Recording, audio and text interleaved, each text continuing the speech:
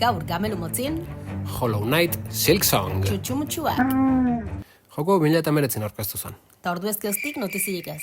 Zurumurro izan da guari, eta badago jendea esateuna ez dela existitzen gezurra dala.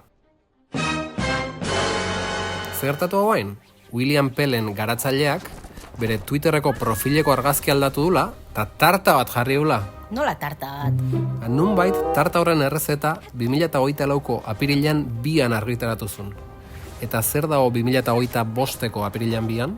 Nintendo Direct. Jendek pentsau du Nintendo Direct hortan aurkeztuko ala Silksong. Azkenen badirudi ezetz. Baina, Ojo! Matthew Griffinek, Silksonen marketing da argitalpen arduradunak honakoa txiokatu du. Bai, jokua erreala da, aurrera doa eta argitaratuko da. Beraz, lasaitu gaitezen denok mesedez.